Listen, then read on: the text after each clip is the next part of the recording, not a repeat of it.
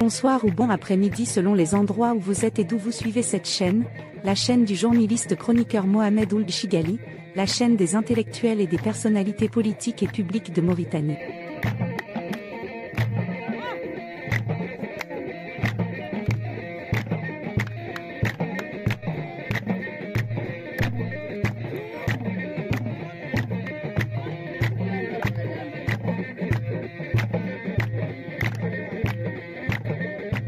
Les élections municipales en France se sont déroulées les 15 et 22 mars 2026. À l'issue de ces élections, 12 maires d'origine négro-africaine ont été élus. Ce n'est pas la première fois que des Français de couleur sont portés à cette fonction. Raphaël Élysée, né en Martinique, est le premier maire noir de France. Il a été élu en 1929 à Sablé-sur-Sarthe, pays de la Loire. En 1989, Kofi Amgnan avait été élu en Bretagne.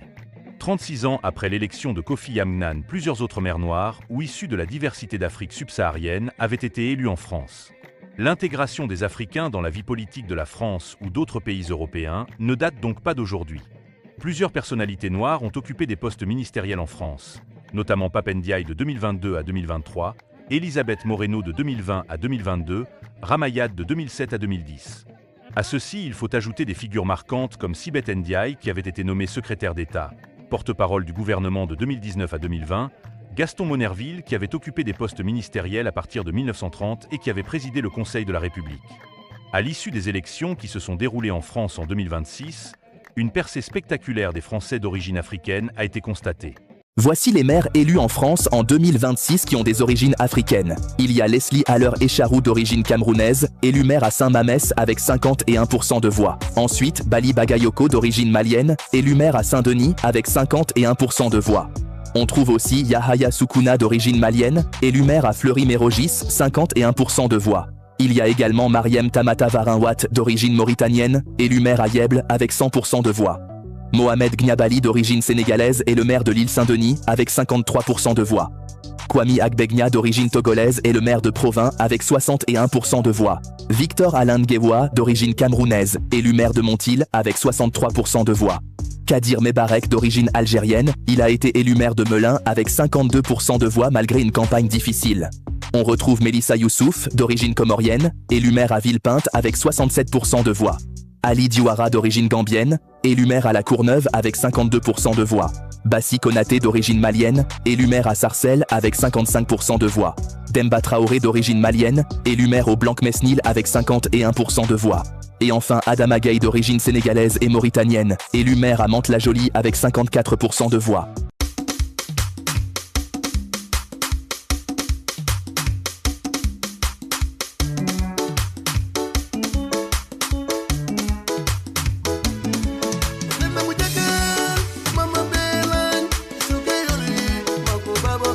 Cette percée est plus que significative.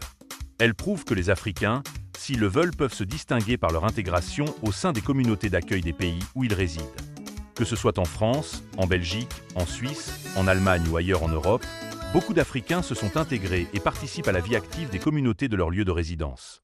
Dans ces élections de 1926 en France, la Mauritanie s'est invitée.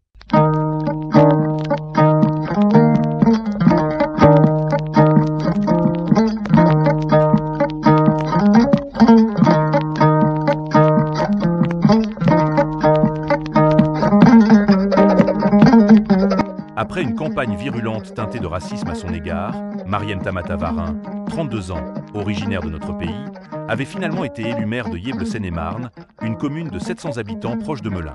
Mariem Tamata est dans toute l'histoire de la France, la 5e maire d'origine africaine, élue 2 fois de suite.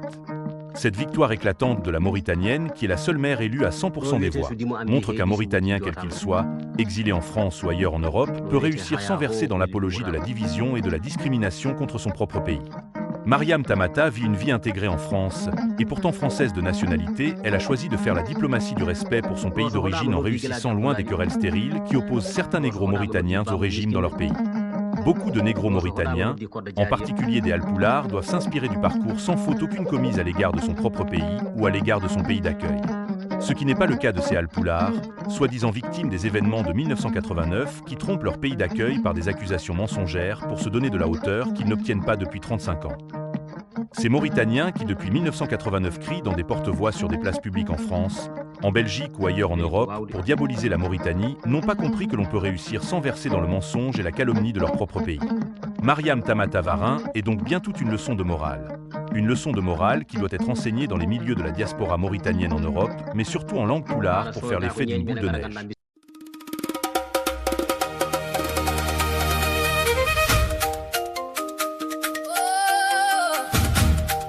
Sénégal, est-ce que vous êtes prêts? Est-ce que le peuple est prêt?